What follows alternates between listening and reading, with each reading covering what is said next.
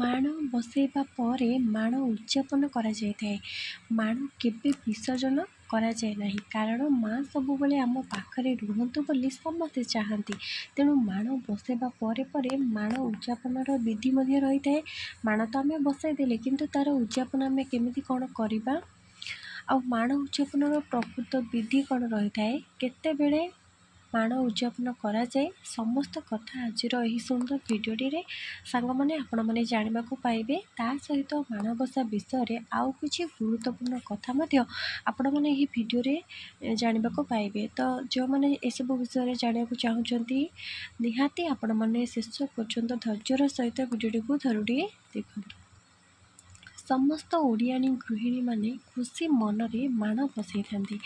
ମା ଲକ୍ଷ୍ମୀଙ୍କୁ ମାର୍ଗଶିର ମାସରେ ଘରକୁ ଆବାହନ କରିକି ପୂଜା କରିଥାନ୍ତି ଏବଂ ଧାନ ମେଣ୍ଟାଙ୍କୁ ସ୍ୱୟଂ ମା ଲକ୍ଷ୍ମୀଙ୍କ ସ୍ୱରୂପ ବୋଲି ମାନି ସମସ୍ତେ ମାଣ ବସାନ୍ତି ଆଉ ମାଙ୍କର ପୂଜା କରନ୍ତି।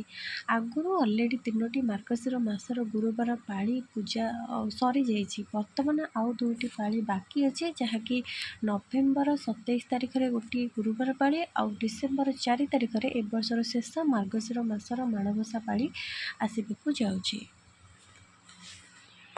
ଓଡ଼ିଶାରେ ଆପଣମାନେ ବିଭିନ୍ନ ଏରିଆରେ ବିଭିନ୍ନ ପ୍ରାନ୍ତରେ ବିଭିନ୍ନ ପ୍ରକାର ମାଣବସା ଦେଖିବାକୁ ପାଇବେ। କିଛି ଜଣଙ୍କ ଘରେ ଦେଖିବେ ଆପଣ କେବଳ ଗୋଟିଏ ପାଳି ସେମାନେ ମାଣ ବସାଇବାର ବିଧି ତାଙ୍କ ଘରେ ରହିଥାଏ। ଆଉ କିଛି ଲୋକଙ୍କ ଘରେ ମାର୍ଗଶିର ମାସରେ ଯେତେଟା ପାଳି ପଡ଼େ, 5 ପାଳି ପଡ଼ୁ 4 ପାଳି ପଡ଼ୁ, ଯେତେଟା ବି ପାଳି ପଡ଼େ, ସେମାନେ ମାର୍ଗଶିର ମାସର ସମସ୍ତ ଗୁରୁବାର ପାଳିକୁ ତାଙ୍କର ମାଣ ବସେ। ଆଉ କିଛି ଲୋକଙ୍କ ଘରେ 2 ପାଳି କିମ୍ବା 4 ପାଳି ମାଣ ବସାଇବାର ବିଧି ମଧ୍ୟ ଥାଏ। ଆଉ କିଛି ଜଣ ମାସ ସାରା ମାଣ ବସାଇଥାନ୍ତି। ଏମିତି ବହୁତ ପ୍ରକାର ନିୟମ ବିଭିନ୍ନ ଏରିଆରେ ଥାଏ। ତ ମାଣ ବସାଇବା ସହିତ ମାଣ ଉଯାପନର ବିଧି ମଧ୍ୟ ରହିଥାଏ। ମାଣ ବିସର୍ଜନ ବୋଲି ଆମେ ଏହାକୁ କହିବା ନାହିଁ, ମାଣ ଉଯାପନ ବୋଲି ଆମେ କହିବା ବା ମାଣ ଉଜୁଆ ବୋଲି ଆମେ କହିବା। ମାଣ ଉଜୁଆ ପାଳି ସାଧାରଣତଃ ଶେଷ ପାଳିରେ ହିଁ ହୋଇଥାଏ।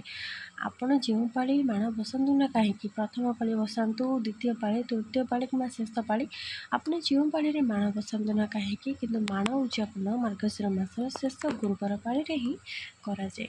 ଏବଂ କିଛି ଜଣ ପୁଷ ମାସର ପ୍ରଥମ ପାଳି କିମ୍ବା ମାଘ ମାସର ପ୍ରଥମ ପାଳି ହିଁ ମାଣ ବସାଇଥାନ୍ତି। ଯଦି କିଛି ଅସୁବିଧା ପାଇଁ ମାର୍ଗଶିର ମାସରେ ସେମାନେ ମାଣ ବସାଇ ନ ପାରନ୍ତି, ସେମିତି ପରିସ୍ଥିତିରେ ପୁଷ ମାସ କିମ୍ବା ମାଘ ମାସରେ ମାଣକୁ ଉଜା ଯାଇଥାଏ। ତ ତେବେ ଆସନ୍ତୁ ମାଣ ଉଜାଇବାର ପ୍ରକୃତ ବିଧି ବିଷୟରେ ଜାଣିବା। ତ ମାଣବସା ଗୁରୁବାର ଦିନ ମା ଲକ୍ଷ୍ମୀଙ୍କର ସନ୍ଧ୍ୟା ଆଳତି ପରେ ପରେ 4ଟାରୁ 5ଟା ଭିତରେ ହିଁ, ଅର୍ଥାତ୍ ସନ୍ଧ୍ୟା ପୂର୍ବରୁ ହିଁ ମାଣ ଉଠିଥାନ୍ତି। ଗୁରୁବାରରେ ଯେହେତୁ ମାଣ ଉଠିବା ଉଚିତ ନୁହଁ, ସେଇଥିପାଇଁ ମାଙ୍କର ଖଟୁଲିକୁ ଖାଲି ଟିକେ ଘୁଞ୍ଚେଇ ଦିଆଯାଇଥାଏ। ଆଉ କଳସ ଯେଉଁ ବସିଥିବେ ପଞ୍ଚଦେବତାଙ୍କୁ ଆବାହନ କରି, ସେ କଳସଙ୍କୁ ମଧ୍ୟ ଟିକେ ଘୁଞ୍ଚା ଯାଇଥାଏ। କେବଳ ଆପଣ କହିବେ ନିଜ ଆସ୍ଥାନକୁ ଆସନ୍ତୁ ହେ ମା, ଏତିକି ଖାଲି କହିବେ ଆଉ ହାତରେ ଟିକେ ଘୁଞ୍ଚେଇ ଦେବେ, ସେତିକି। ତ ଏତିକି କହି ଗୁରୁବାର ଦିନ ମାଙ୍କର ଖଟୁଲି, ବହି, ଅଖଣ୍ଡ ଦୀପ, ଦକ୍ଷିଣବର୍ତ୍ତୀ ଶଙ୍ଖ, କଳସ ଏସବୁକୁ ଆପଣମାନେ କେବଳ ସେହି ସ୍ଥାନରୁ ଟିକେ ଘୁଞ୍ଚେଇ ଦେବେ, କିନ୍ତୁ ସେହିଦିନ ମାଣ ଉଠିବେ ନାହିଁ। ଶୁକ୍ରବାର ଦିନ ଅର୍ଥାତ୍ ମାଣବସା ଗୁରୁବାରର ପରଦିନ ସକାଳୁ ସକାଳୁ ସ୍ନାନ ସାରିକି ଭଲ ଲୁଗାପଟା ପିନ୍ଧି ମାଣ ଉଯାପନ କାମ ଆରମ୍ଭ କରାଯାଏ। ପ୍ରଥମେ ମାଙ୍କୁ ଗଙ୍ଗାଜଳ ପଞ୍ଚାମୃତରେ ସ୍ନାନ ଆପଣ ସେଦିନ କରିବେ। ଚନ୍ଦନ, ସିନ୍ଦୁର, ବେଲପତ୍ର, ଫୁଲ ଦେଇକି ପୂଜା କରିକି ତାଙ୍କ ପାଖରେ ଭୋଗ ଲଗାଇବେ। ତାପରେ ମାଙ୍କୁ ଦକ୍ଷିଣବର୍ତ୍ତୀ ଶଙ୍ଖଙ୍କୁ, କଳସଙ୍କୁ, ମାଙ୍କ ବାହନକୁ ଶୁକ୍ରବାର ଦିନ ସମସ୍ତଙ୍କୁ ଗଙ୍ଗାଜଳ ସିଞ୍ଚନ କରି ଆପଣ ପ୍ରଥମେ ପୂଜା କରିବେ।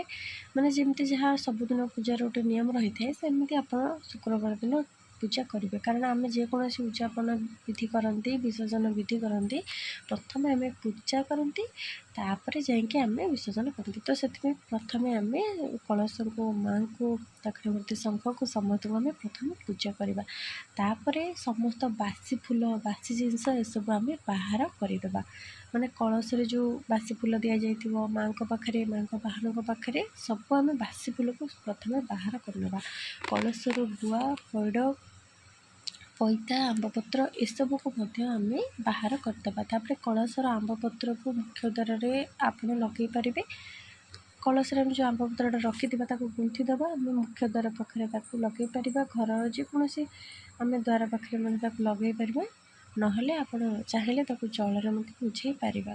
କଳସ ଭିତରେ ପକାଇଥିବା କଏନ୍କୁ ଆପଣ ବାହାର କରିକି ରଖିବେ, ନିଜେ ରଖିବେ, ଆଉ କଳସ ତଳେ ରଖିଥିବା ଧାନ ଆଉ ଚାଉଳକୁ ପକ୍ଷୀମାନଙ୍କୁ ଆପଣ ଖାଇବାକୁ ଦେବେ। ତାପରେ ମାଆଙ୍କୁ କହିବେ ନିଜ ଆସ୍ଥାନକୁ ଆସନ୍ତୁ ହେ ମା, ଏତିକି କହିବେ, ପ୍ରଣାମ କରିବେ, ଅନୁରୋଧ କରିବେ। ଆଉ ଏମିତି କହିକି ମାଆଙ୍କର ସମସ୍ତ ଜିନିଷ,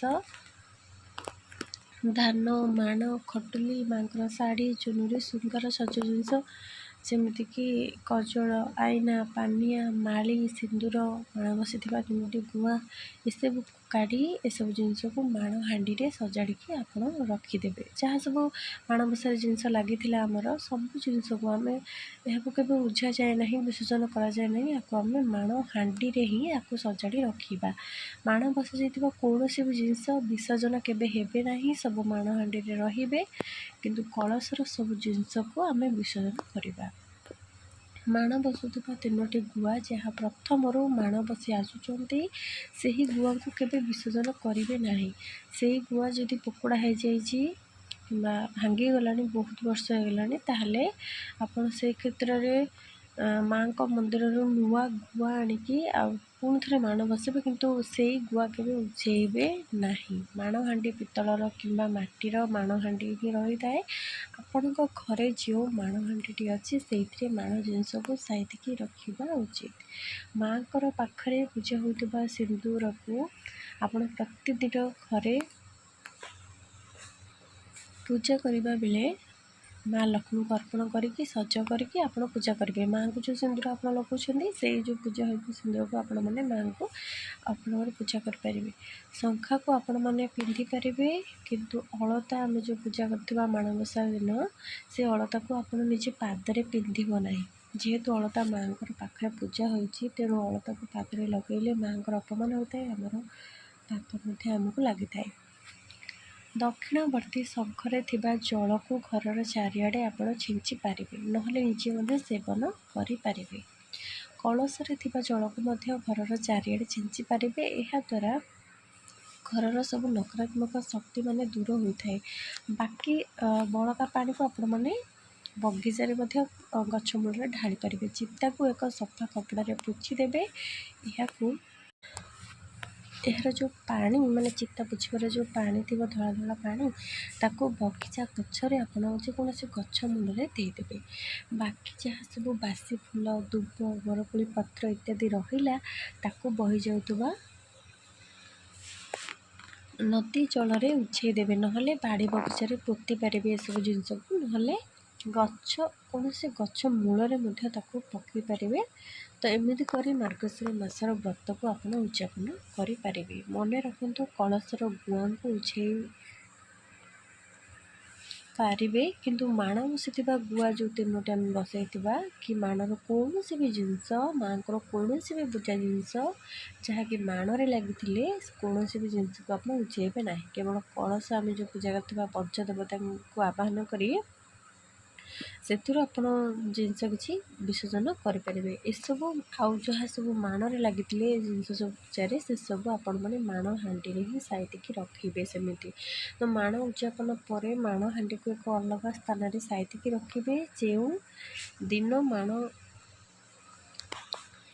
ଧାନ ସେବନ କରିବେ ଯାଉ କରିକି, ସେଇଦିନ ଧାନକୁ ଆପଣ ବାହାର କରିବେ।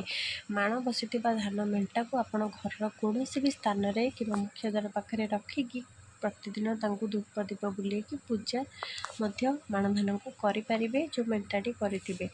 ନହେଲେ ମାଣ ଆଉ ସେରରେ ରଖିଥିବା ଯେଉଁ ଧାନ ଆମେ ମାଣ ଆଉ ସେରରେ ଫୁଲ୍ କରିକି ପୂର୍ଣ୍ଣ କରିକି ରଖିକି ଆମେ ମାଣ ବସାଇଥାନ୍ତି, ତାକୁ ଆପଣମାନେ କ୍ଷୀରି କରି ପ୍ରସାଦ ତାକୁ ପାଇପାରିବେ। ମାଣ ଧାନ ଖାଇବା ପାଇଁ ଏକ ନିର୍ଦ୍ଦିଷ୍ଟ ତିଥି ରହିଥାଏ। ସେମିତି ସବୁବେଳେ ମନ ଇଚ୍ଛା ଏମିତି କେବେ ମାଣ ଧାନ, ମାଣ ଯାଉ ଖାଇବା କଥା ନୁହଁ। ଏକ ତିଥିରେ ଆପଣମାନେ ସ୍ୱତନ୍ତ୍ର ତିଥିରେ ମାଣ ଧାନ ଖାଇବାର ତିଥି ରହିଛି, ସେଦିନ ଆପଣ ଖାଇବେ।